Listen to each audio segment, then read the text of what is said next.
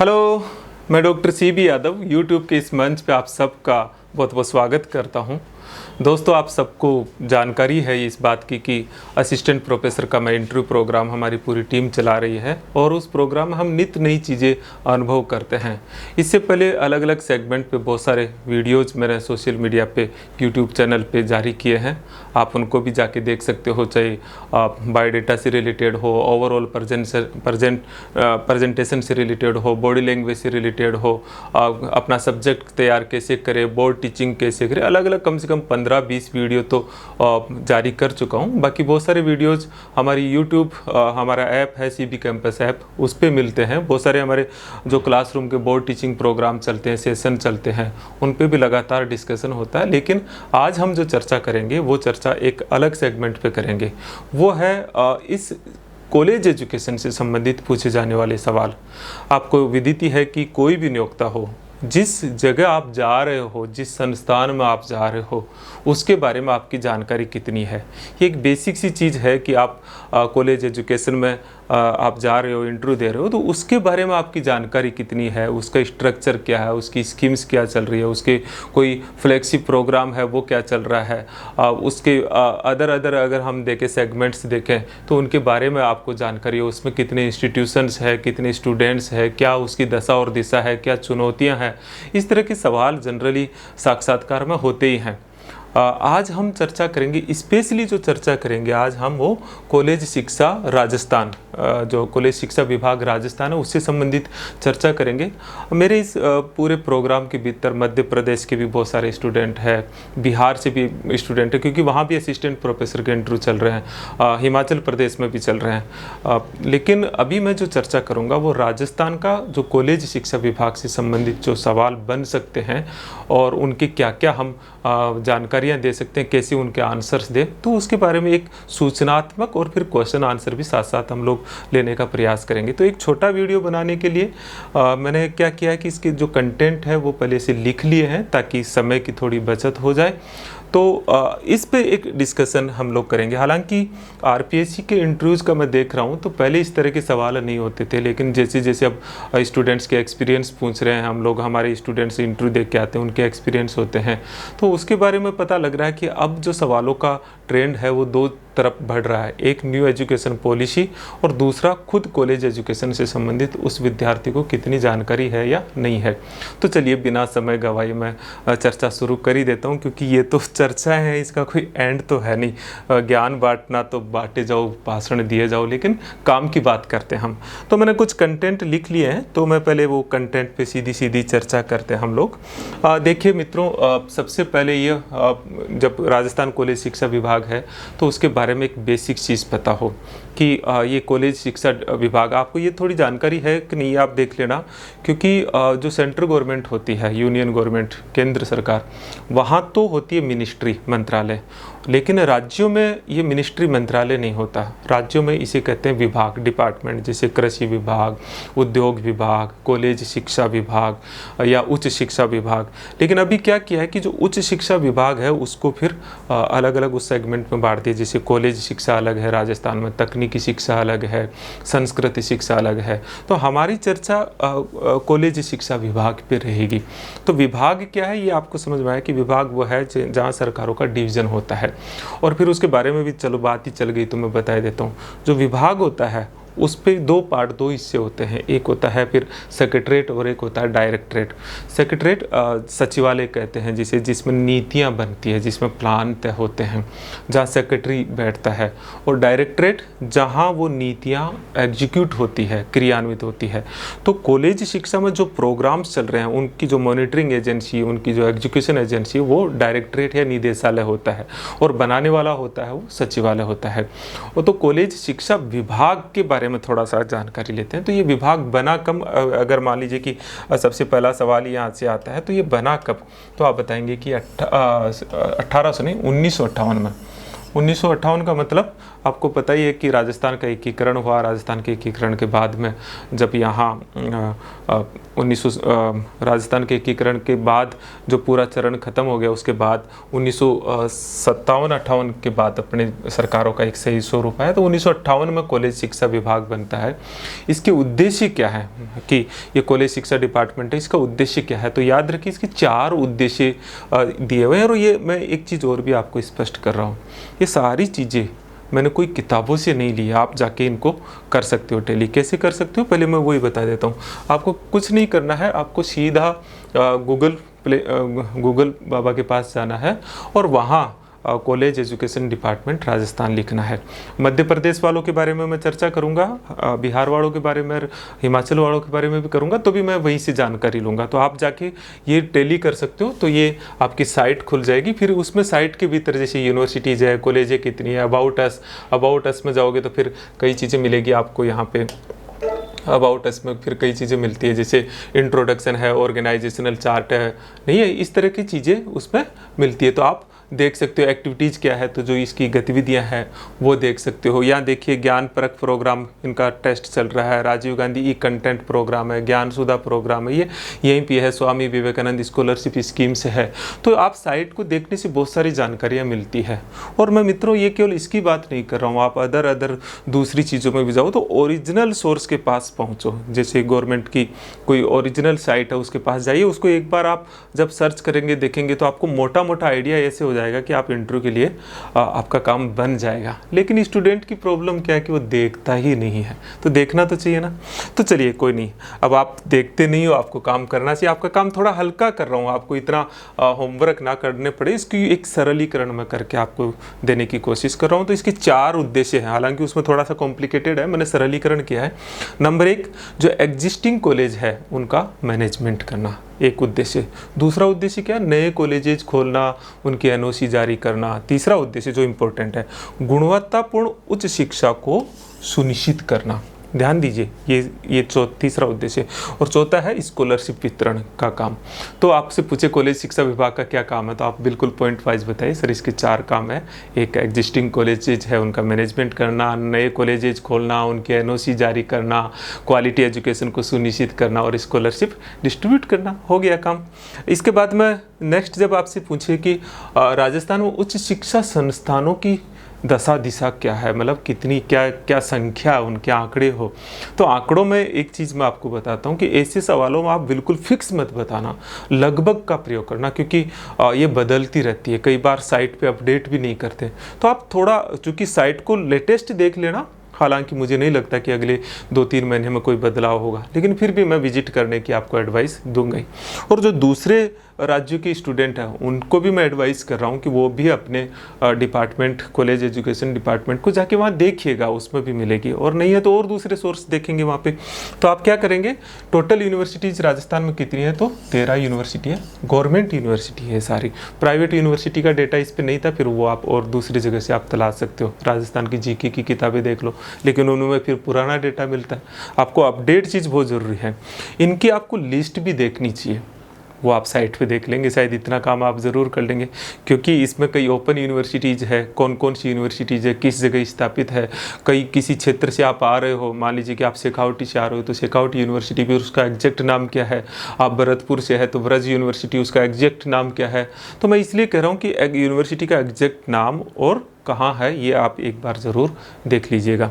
दूसरा है कि टोटल कॉलेजेज कितनी है, टोटल कॉलेज कितनी है। तो अभी जो अपडेट है वो है 558 सामान्य कॉलेज है, 39 जो है वो एग्रीकल्चर कॉलेज है, टोटल 597। तो आप याद रखिए लगभग 600 के आसपास टोटल कॉलेज है। आप बता सकते हैं सर उसमें लगभग 40 के आसपास एग्रीकल्चर कॉलेज है, तो ऐसे थोड़ा मोटा आंकड़ा रखिएगा। और इसी तरह से प्राइवेट कॉलेज कितने, निजी कॉलेज कितनी है, तो 1897 में लगभग 1900, आप ये भी कह सकते हो 2000 से थोड़ा सा कम ये आपका निजी कॉलेज है। आप देखिए संख्या का आंकड़ा कितना, बीएड कॉलेज कितनी है, 1479, लगभग 1500 के आसपास बीएड कॉलेज है। तो आपको मोटी तस्वीर एक पता हो कि लगभग कितनी है। आपको इससे एक आइडिया भी हो जाएगा कि लगभग कितने हायर एजुकेशन में रजिस्टर्ड स्टूडेंट है, कितना क्या डेटा है, वो भी आप थोड़ा सा अपडेट करके देखें, क्योंकि जिस जगह आप जा रहे हो उसका एक मोटा मोटा स्ट्रक्चर आपको ज़रूर पता होना चाहिए। क्योंकि इस तरह के सवालों का नहीं देना मुझे लगता है कि सॉरी कहने लायक नहीं होता, क्योंकि आप हायर एजुकेशन में जा रहे हो, कॉलेज एजुकेशन में आप सर्विस के लिए जा रहे हो और वहाँ की आपको जानकारी नहीं है, तो ये बड़ा मतलब एक बड़ा अपराध सा माना जाता है इंटरव्यू के भीतर। कहता है ना, अच्छा ये भी नहीं किया तो फिर इंटरव्यू देने क्यों आया, ये वाली बात होती है। तो मैं ये नहीं कहता कि ऐसा सवाल पूछा ही जाए, लेकिन नहीं पूछा जाए बढ़िया है, लेकिन पूछ लिया जाए तो इसमें फिर एक्सक्यूज़ नहीं होता है मित्रों। ऐसी जगह कि आप आ रहे हो, आप सोचिएगा कि ये सब मैं कई बार और भी कहूँ कि मान लीजिए कि आपने एमए किया और एमए के पेपर ही नहीं पता है और फिर कह रहे हो सॉरी, तो इसमें फिर सॉरी नहीं चलता है। आप असिस्टेंट प्रोफेसर के लिए आ रहे हो और मान लीजिए कि आपको बोर्ड पे लिखवा लिया जाए और असिस्टेंट प्रोफेसर इस शब्द से ही लिखना है और फिर कहो सॉरी, तो इसका सॉरी नहीं चल सकता है। ऐसे ही आप कॉलेज शिक्षा में असिस्टेंट प्रोफेसर के लिए आ रहे हो और कॉलेज शिक्षा विभाग के बारे में 2 स्कीम का नहीं पता आपको और फिर कहो सॉरी, तो यहाँ सॉरी के लिए फिर सामने वाला कहेगा सॉरी। तो आप थोड़ा ध्यान रखिए, आप तैयारी का हर एंगल को तैयार कीजिएगा। तो इसी तरह से फिर हम आते हैं कि इसका जो संगठनात्मक ढांचा है वो क्या है। तो मैंने अभी थोड़ी देर पहले बताया कि एक इसका जो सेक्रेटरीट होता है, दूसरा होता है डायरेक्टरेट, सचिवालय और निदेशालय। सभी में यही रहता है, सचिवालय पॉलिसी बनाता है, निदेशालय पॉलिसी को लागू करता है, एग्जीक्यूट करता है, मॉनिटरिंग करता है। तो जो सचिवालय है उसमें आप सबसे ऊपर मुख्यमंत्री से शुरू कर सकते हैं, क्योंकि सबसे हायर जो सचिवालय का राजनीतिक प्रमुख होता है वो मुख्यमंत्री होता है। हाँ, लिखने के लिए आप ये भी कह सकते हो कि मुख्यमंत्री के नीचे जो है चीफ सेक्रेटरी CS होता है, वो उसका प्रशासनिक प्रमुख होता है। फिर उसके बाद में अलग अलग विभाग बटे होते हैं। तो विभाग का जो प्रमुख होता है, राजनीतिक प्रमुख होता है, वो उच्च शिक्षा मंत्री, higher education ministry, college education, cabinet स्तर का मिनिस्टर होता है, ये ध्यान रखना है हमें। और इसके नीचे जो सबसे हायर पोस्ट होती है वो प्रिंसिपल सेक्रेटरी होती है। आप देखिए कि सेंटर में इसे सेक्रेटरी कहते हैं, लेकिन यहाँ और दूसरे राज्यों में अगर जैसे मध्य प्रदेश में देखेंगे या बिहार में देखेंगे तो ये थोड़ा सा डिफरेंस मिल सकता है। तो प्रिंसिपल सेक्रेटरी, हिंदी में तो प्रमुख सचिव कहते हैं शायद, है ना, प्रधान सचिव कहते होंगे, मुझे भी एग्जैक्टली पता नहीं है मित्रों, लेकिन आप फिर भी इसे अंग्रेजी में बोलिए प्रिंसिपल सेक्रेटरी। प्रिंसिपल सेक्रेटरी की सहायता के लिए 5 से 7 जो है additional principal secretary, additional principal secretary के नीचे डिप्टी सेक्रेटरी, फिर असिस्टेंट सेक्रेटरी। इस तरह से एक हायरार्की होती है। फिर सेक्शन ऑफिसर, फिर UDC, फिर LDC, यही एक हायरार्की सचिवालय की होती है। तो नीचे इतना बताने की जरूरत नहीं है। तो ये एक मोटी मोटी चीज़ हो गई।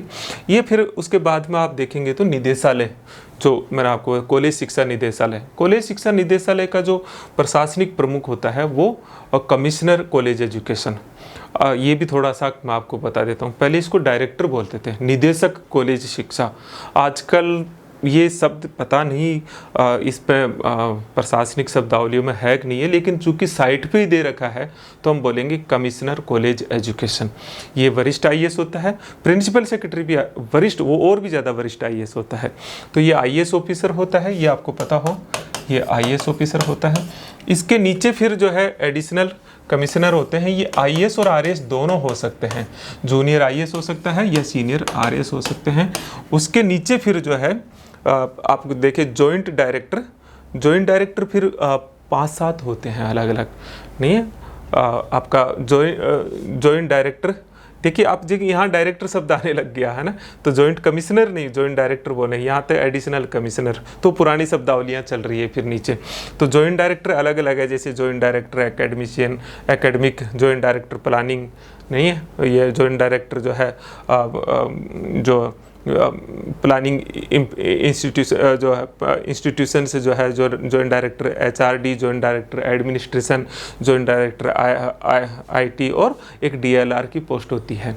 इस तरह से ये जो सारी चीज़ें होती है वो RAS अधिकारी रहते हैं। उसके नीचे डिप्टी डायरेक्टर, डिप्टी डायरेक्टर के नीचे असिस्टेंट डायरेक्टर। तो आप कह सकते हो कि कमिश्नर, फिर उसके बाद में additional commissioner, joint director, deputy director, assistant director, फिर सेक्शन ऑफिसर, फिर UDC, LDC। ये एक पूरा हायरार्की होता है। इतना वैसे ज़रूरत नहीं है, ऊपर ऊपर की भी चीज़ पता हो, बहुत है कि इतने इतने ये होते हैं।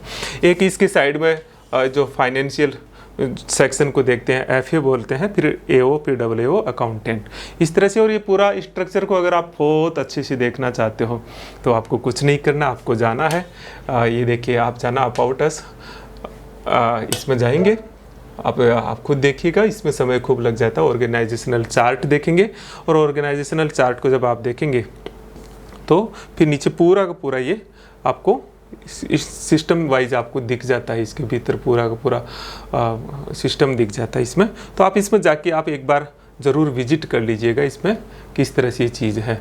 तो मैं वापस आता हूँ, चूँकि हम कम समय में इसको कंप्लीट करना चाहते हैं। अब आइएगा, तो ये बहुत इंपॉर्टेंट चीज़ है, बहुत ही इंपॉर्टेंट, जो पूछा जाने वाला सवाल होता है ना, वो वाला है। क्या है कि उच्च शिक्षा का राष्ट्रीय अभियान क्या है? उच्च शिक्षा पर एक पूरा एक नेशनल प्रोग्राम चल रहा है, वो क्या है? ये सवाल पूछा जाने वाला है। मतलब एक अच्छा, ये चीज़ तो पता ही होनी चाहिए जब आप जा रहे हो तो भारत सरकार का एक कार्यक्रम है जो हायर एजुकेशन के संदर्भ में फ्लैगशिप प्रोग्राम है, मिशन मोड पे चलाया जाने वाला प्रोग्राम है। नाम क्या है? रूसा। ध्यान दीजिए, नाम क्या है? रूसा। डायरेक्ट भी पूछ सकते रूसा क्या है, ऐसे भी पूछ सकते क्या आप जानते हैं क्या रूसा। रूसा अब पूरा नाम क्या है, ये बहुत इंपॉर्टेंट है। पूरा नाम है राष्ट्रीय उच्च शिक्षा अभियान। देखिए, आर का मतलब क्या है? राष्ट्रीय। यू का मतलब क्या है? उच्च। एस का मतलब क्या है? शिक्षा। और ए का मतलब क्या है? अभियान। आप इसका अंग्रेजी वैसे नहीं मत कर देना, जैसे नेशनल हायर एजुकेशन मिशन, ऐसे नहीं, अंग्रेजी वाले ऐसे नहीं करेंगे, इसका नाम यही है, तो रूसा। अब आप रूसा का आप देखेंगे फ्लैगशिप प्रोग्राम, मैंने आपको बताइए ये 60:40, मतलब 60:40 का प्रोपोर्शन है। 60% भारत सरकार खर्च करती है और 40% स्टेट गवर्नमेंट खर्च करती है। आपसे पूछ सकते कि ये जो रूसा है, ये इस प्रोग्राम का उद्देश्य क्या है? ये बहुत इंपॉर्टेंट चीज़ है, तो ध्यान रखिए रूसा प्रोग्राम चल क्यों रहा है। तो आप बताइएगा कि रूसा प्रोग्राम इसलिए चल रहा है, overall quality maintain of higher education, overall quality of higher education, education institution. आप देखिए, हायर एजुकेशन नहीं, एजुकेशन इंस्टीट्यूशन। आप इसी सरल शब्दों में समझिए कि जो भारत में उच्च शिक्षा संस्थान है उनमें गुणवत्ता को मेंटेन करने के लिए प्रोग्राम चल रहा है। तो हायर एजुकेशन की क्वालिटी कह तो सकते हैं, लेकिन एक्चुअल में संस्थानों की क्वालिटी मेंटेन रहे, इसके लिए क्या करता है ये क्या एक्टिविटी चलाते हैं? इसमें 3 एक्टिविटीज चल रही है। एक, ये अलग अलग संस्थानों को ग्रांट्स का डिस्ट्रीब्यूशन करता है। आपको पता ही है कि इसके लिए पूरा हमारे पास 2 एजेंसियां भी है, और न्यू एजुकेशन पॉलिसी के अंदर पूरा स्ट्रक्चर बदल गया है। ये ज़रूर देखिएगा, जो मैंने एक अलग वीडियो में पूरा डिटेल से चर्चा कर रखी है कि जो अभी तक तो UGC ही सब कुछ था, अब वो रेगुलेटरी एजेंसी को 4 भागों में बांट दिया गया है। ठीक है, तो वो वहाँ पे देखेंगे। तो आप क्या देखेंगे कि एक ग्रांट्स, अभी तक तो UGC ये ग्रांट्स देती थी, यूनियन ग्रांट कमीशन बोलते थे, तो ये अनुदानों का वितरण, किस संस्थान को कितना अनुदान करे उसकी मॉनिटरिंग करना नहीं है, ये सारी चीज़ें करना। दूसरा होता है वो है अलग अलग जो टीचर्स और फैकल्टीज़ के लिए ट्रेनिंग प्रोग्राम चलाना, इंडक्शन प्रोग्राम चलाना, ओरिएंटेशन प्रोग्राम चलाना, स्किल डेवलपमेंट प्रोग्राम चलवाना। और मैं थोड़ा सा कभी पूछ ले कोई, तो राजस्थान में कॉलेज एजुकेशन के जो असिस्टेंट प्रोफेसर जो सेलेक्ट हो करके होते ही फिर उनका एक इंडक्शन प्रोग्राम होता है, वो राजस्थान यूनिवर्सिटी का HRDC में ये प्रोग्राम चलता है। और इसी तरह से रिसर्च एक्टिविटीज़ को प्रमोट करना, रिसर्च को बढ़ावा देना उनके भीतर, तो 3 तरह की एक्टिविटीज़ इसमें होती है। एक सवाल और पूछा जा सकता है इससे जुड़ा हुआ, वो है कि राजस्थान में रूसा की एक्टिविटीज़, रूसा कार्यक्रम को मैनेज करने के लिए कोई सेल बनाई गई है क्या? तो आप बताइए ज़रूर, क्या सेल है? ये सेल का नाम है SLQAC। ध्यान दीजिए, ये थोड़ा सा आप लिख भी लीजिएगा, इसको याद भी कर लीजिए, state level quality assurance cell. तो ये स्टेट में बनी है, इसका प्रोजेक्ट मैनेजर होता है, वो जो कॉलेज एजुकेशन का कमिश्नर है वो इसका प्रोजेक्ट मैनेजर होता है। ओके, ये चीज़ हो गई, ठीक है। इसी तरह से राजस्थान में कॉलेज शिक्षा के कार्यक्रम, मतलब कॉलेज शिक्षा निदेशालय जो है, ये जो निदेशालय है ये कौन कौन से कार्यक्रम चला रहा है, ठीक है ना, ये ज़रूर पता हो, ये पूछ लेते हैं। कम से कम आप कॉलेज एजुकेशन में जा रहे हो तो उसके कम से कम प्रोग्राम्स नहीं पता हो। जैसे आपसे ये पूछे कि स्टूडेंट के लिए कौन कौन से प्रोग्राम चल रहे हैं हमारे कॉलेज एजुकेशन डिपार्टमेंट द्वारा, डायरेक्टरेट द्वारा, टीचर्स के लिए कौन से चल रहे हैं, तो ये मोटी मोटी चीज़ें ज़रूर पता हो। तो आप देखिए ये सारे प्रोग्राम में एक कॉमन बात है। एक प्रोग्राम है ज्ञान सुधा, ज्ञान दूत, ज्ञान गंगा, ज्ञान परख, तो 4 है। ज्ञान सुधा, अब आपको इनमें थोड़ा डिफरेंस भी कर ले ठीक रहेगा। ज्ञान सुधा, ज्ञान दूत, ज्ञान गंगा, ज्ञान परख, ठीक है ना। ये तो क्या चीज़ है, थोड़ी सी बारीकी से समझ लेते हैं।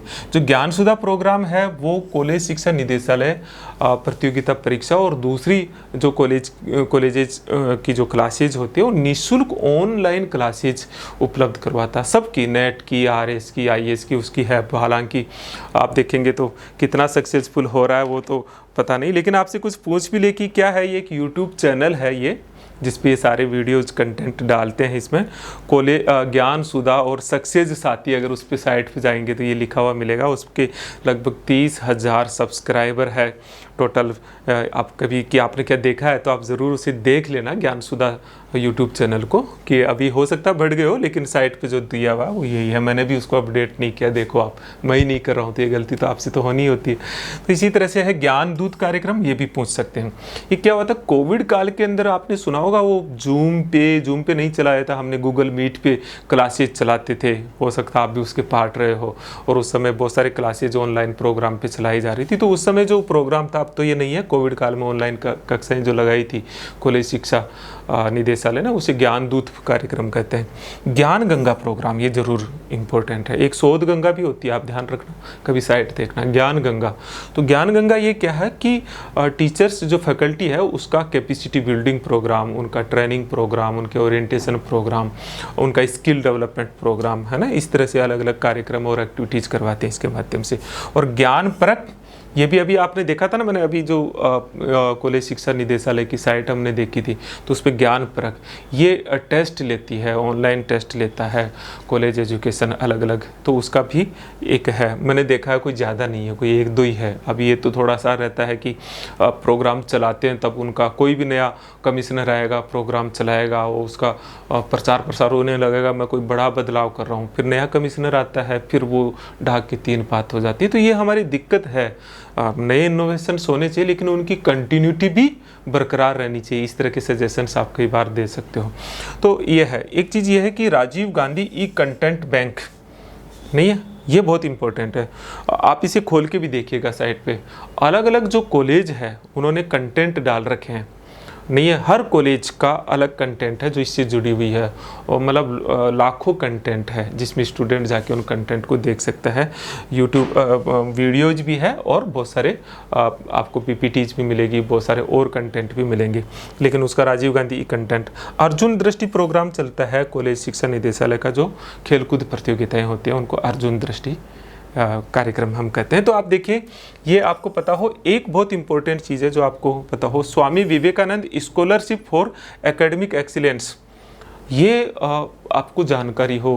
पहले इसका नाम था Rajiv Gandhi scholarship for academic excellence, अब इसका नाम स्वामी विवेकानंद से कर दिया जब ये भारतीय जनता पार्टी की सरकार बनी है।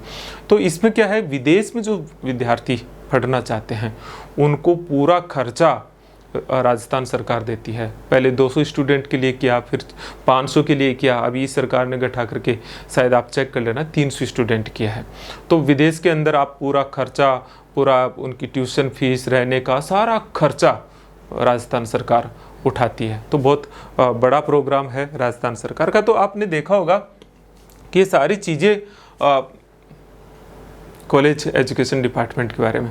तो हमने अब तक जो चीज़ें देखी, आपको कई तरह के सवाल पूछ सकते हैं, आपसे सवाल पूछ सकते हैं कि कॉलेज शिक्षा विभाग या कॉलेज शिक्षा निदेशालय द्वारा कौन कौन से कार्यक्रम चलाए जा रहे हैं, कॉलेज शिक्षा का ढांचा क्या है, कॉलेज शिक्षा की कितनी संस्थाएं, कितनी यूनिवर्सिटी है, कितनी कॉलेजें हैं, आपका रूसा पे सवाल हो सकते हैं। तो इस तरह के सवालों की पूछने की प्रोबेबिलिटी है, पूछा भी जाना चाहिए। मैं रहूँ तो निश्चित तौर पर इस तरह के सवालों को बहुत ज़्यादा पूछो अगर मैं इंटरव्यू बोर्ड में बैठूँ तो। क्यों? क्योंकि जिस संस्थान में आप जा रहे हो उस संस्थान के बारे में आपको कहीं नहीं पता। आपका मतलब आप सोचिएगा कि आपको जिस जगह आप पूरी सेवा देने जा रहे हो उसका ABCD नहीं पता और आपको सिलेक्शन कर लें, तो ये तो पाप हो जाएगा। तो मैं ये कहता हूँ कि इसमें कोई सॉरी नहीं होती मित्रों। तो आप ऐसा रिस्क ना लो, कई बार ऐसी चीज़ हो जाए बढ़िया, आपसे पहले 3 स्टूडेंट नहीं बता पाए, और कई बार एक क्रम ही चलता है कि नहीं बता पाए सबसे पूछो, और आप चौथे और आप बता दो, वाह वाह बल्ले बल्ले हो जाती है। मैंने आपको बताया भी ये बात।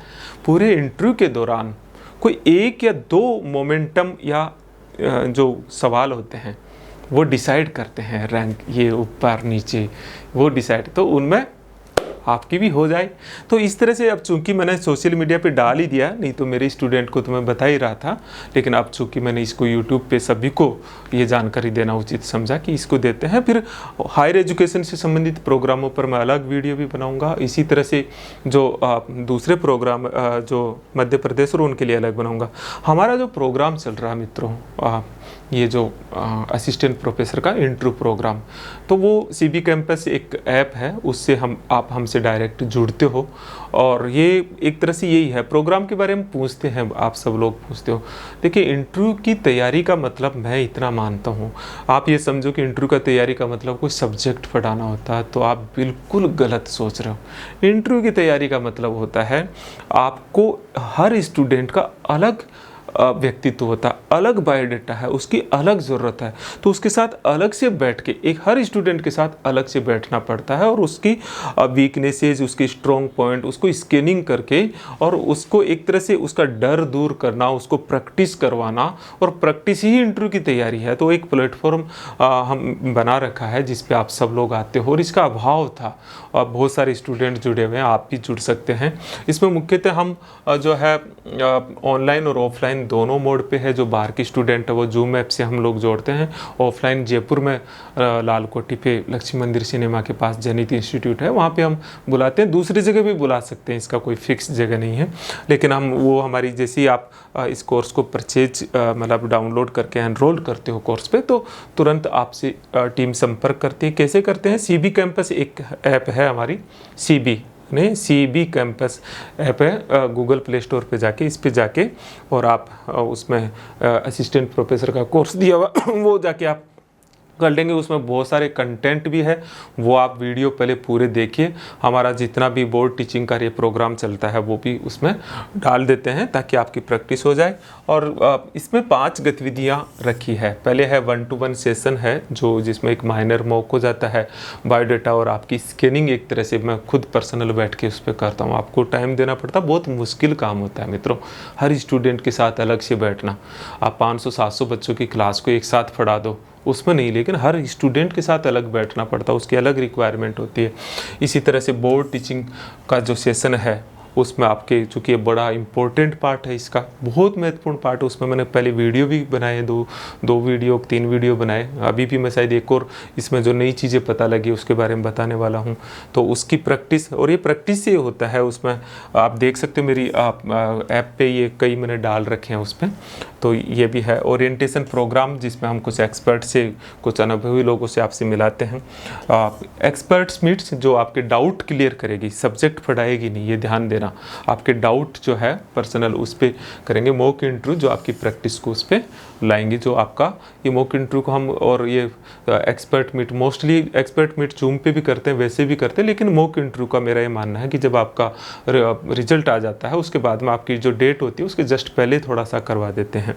तो इस तरह से है। मेरे से आप लोग संपर्क करना चाहते हो तो मैंने मेरा नंबर आप सबको वर्चुअल इस प्लेटफॉर्म पर दे दिया है, और एक ही अपील की थी कि सिर्फ मैसेज कीजिएगा। तो मेरे ये नंबर है, सिर्फ मैसेज कीजिएगा। और मुझे बड़ी खुशी है इस बात की कि कोई अब तक 5-7 कॉल बिना पूछे डायरेक्ट आए होंगे, अदरवाइज सबने टेक्स्ट मैसेज या व्हाट्सएप ही किया होगा। और ये मैं मानता हूँ कि एक अनुशासन, एक विश्वास करते हैं, उसका एक अनुशासन भी आप भी कीजिए। मैं खुद आपको समय बताऊँगा कॉल करने का, या मैं खुद कॉल कर लूँगा, कोई दिक्कत नहीं। अगर ऑफिस में आप कॉल कर सकते हैं तो आपको ये नंबर है, मेरे नंबर तो 9887898181 है, और ये है 7412902955।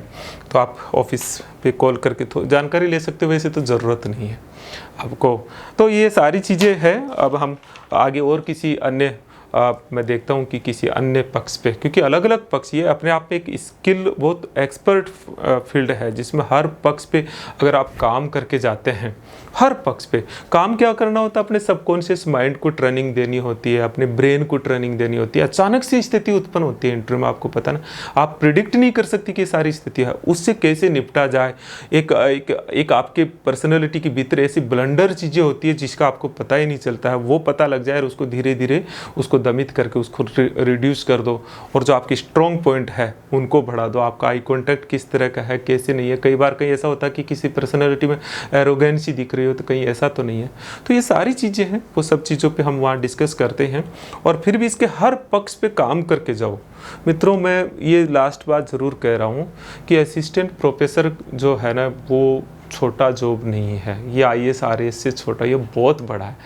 IAS RAS दूसरी चीज़ें जॉबों में तो क्या होता है कि आप एक जॉब लेते हो, असिस्टेंट प्रोफेसर में तो आपकी एक एंट्री है, शुरुआत है ये, और बहुत गजब की ग्रेड पे से शुरू होती है, और यहाँ से आप उड़ान भर सकते हो दुनिया भर की, मतलब नोबेल पुरस्कार तक, मैं आपको बता रहा हूँ, इतनी उड़ान भर सकते हो। शर्त एक ही है, असिस्टेंट प्रोफेसर में आना उनको ही चाहिए जो सच में ही जिनको पढ़ने